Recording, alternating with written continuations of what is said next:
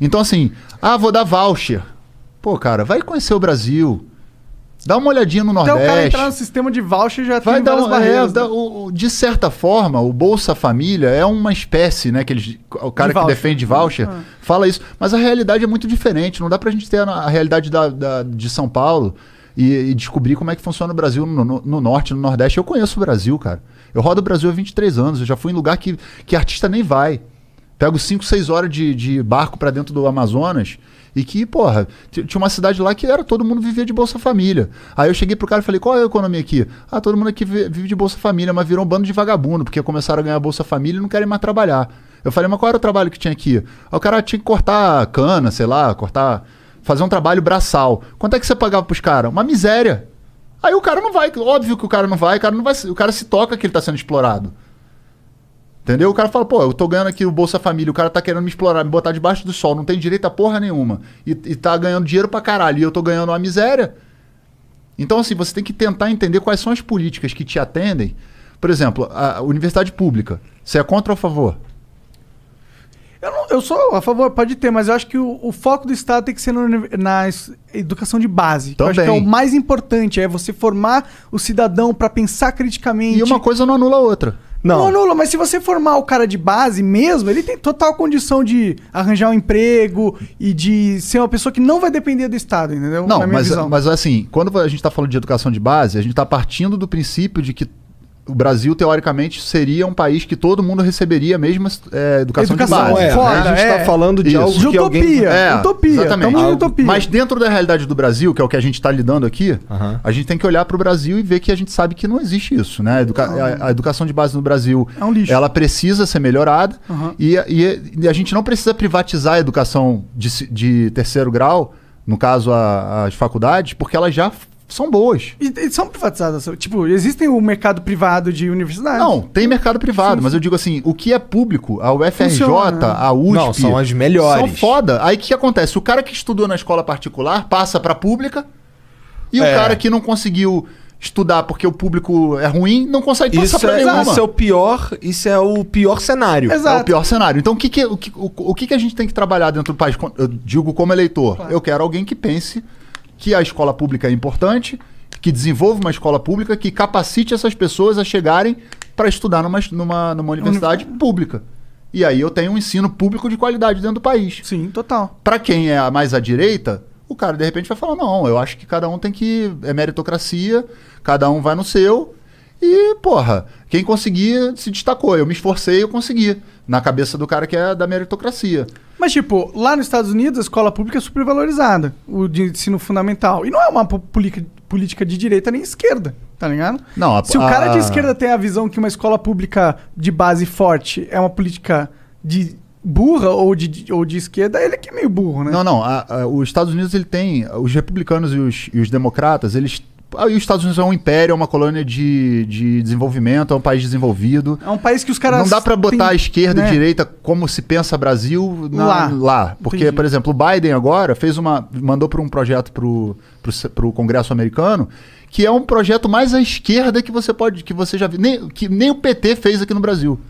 De desenvolvimento de infraestrutura. Ele tá taxando as grandes fortunas, tá dando recurso para as pessoas, agora durante a pandemia, e fez um pacote gigantesco lá para poder movimentar, obviamente, depois a economia. E meu irmão, isso é um programa que é à esquerda. No Brasil não foi adotado. Entendi. E o Biden nem é um cara à esquerda. Mas por que esse programa é esquerda? Por que isso não é um programa inteligente, se funcionar, entendeu? Não, mas olha só, você tem políticas que Por exemplo, quando você pega uma Universal Basic Income, a renda básica universal, você diria que é uma política progressista, de esquerda. Mas não, tipo, por exemplo, essa política, ela foi primeiro pensada... É liberal. Tá ligado? É isso que eu tô falando. Mas a esquerda também pode ser liberal. Entendi. Mas por que é esquerda, tá ligado? Eu acho só... É esquerda porque quando você olha pro país... Não, eu entendo. É esquerda porque todo mundo vai identificar como esquerda. Olha só, a questão é a seguinte. Vamos colocar aqui assim, do ponto de vista das políticas públicas, tá? Quem está mais à direita tem um pensamento mais individual. E quem está à esquerda tem um pensamento mais coletivo. Então, assim... todo mundo de alguma maneira é influenciado por um pensamento. Ou você é excludente, ou você é inclusivo. Então vai depender de que tipo de política você quer adotar. Você quer incluir mais as pessoas ou você quer... Eu vou defender o meu e cada um vai resolver com o que tiver. Mas pode ter um meio termo. Assim. Tem, isso, e por isso que existe o centro-esquerda, centro-direita. E por isso que você vai compor dentro de um congresso políticas que vão passar mais à direita. Por exemplo, a CLT. Vai ter gente que fala, a CLT dificulta, porque é mais uma parada que tem que pagar, e o patrão, caralho, papapá. Beleza. Aí vai ter o cara que é o trabalhador e vai falar, porra, tá bom, mas você tá querendo me botar de uma maneira terceirizada, aí eu quebro a perna no meio do caminho e aí eu fico fudido. Que nem outro dia eu vi um motoboy lá onde eu moro, o cara tava dirigindo para um restaurante, foi atropelado, e aí o dono do restaurante chegou lá, o cara tava indo entregar a comida do restaurante, só que o cara é terceirizado e o dono do restaurante não tem nada a ver com isso. Ele vai ficar 3 meses sem trabalhar e foda-se. Quem preserva esse cara? A empresa que terceiriza ele não... ele é o funcionário próprio. Deve ser iFood, né? um bagulho assim, né? Essas paradas. Então, assim, tem que se tomar cuidado, porque a gente tem que pensar as coisas de maneira que a gente pense numa situação da qual a gente não vive.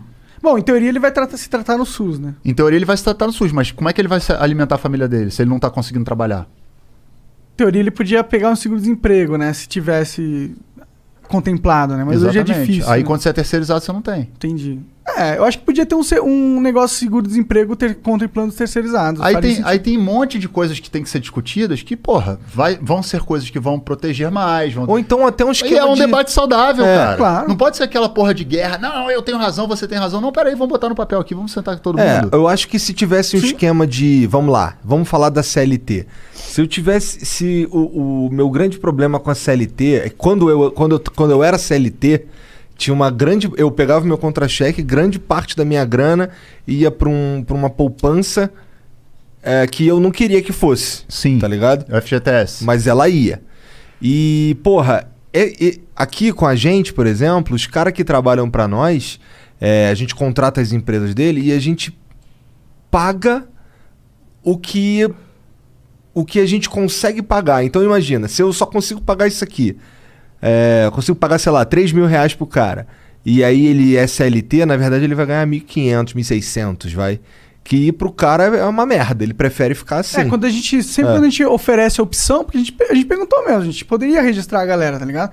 Mas eles preferem ganhar mais, tá ligado? Não, tudo bem. Eu acho assim, por exemplo, essa questão da onde é aplicado, que não rende nem o dinheiro da poupança, caralho, eu acho que isso aí tem que ser revisto. Eu não tenho competência de economista para dizer de que maneira. Mas eu acho que, de fato, é uma coisa que faria sentido, né? Vamos botar um fundo de garantia ali que tá rendendo pro cara, quando ele tirar, tem um rendimento alguma coisa. Pelo menos isso. Acho que trazer um economista aqui, um cara que seja para explicar e tal, seria a melhor forma. Eu tô tentando dizer que o conceito de direita e esquerda, ele tá muito vinculado aos interesses de quem que tá sendo defendido. Sim. Claro. Entende? Então, assim, é óbvio que o cara que que tem muito dinheiro, muitas propriedades, etc, porque você vai ver o regime tributário dessas pessoas e ele tá pagando muito menos imposto do que nós que somos classe média. Se a gente fosse... Com certeza. E do que o pobre, que tá pagando o mesmo imposto que eu e você que temos alguma condição, o pobre tá pagando o mesmo imposto. Porque a maioria dos impostos do Brasil é sobre consumo, que é horrível. Então, essa é a discussão primeira, essa é a base. Eu acho que onde estão os impostos é a verdadeira discussão nesse sentido. Por exemplo, imposto sobre consumo e não imposto sobre renda, tá ligado? O imposto sobre renda aqui é esquisito pra caralho no Brasil. Então, aí você vai entrar numa seara que você vai pegar uma elite a elite não é a gente que tem uma coisa que não quer ter os seus privilégios mexidos, cara.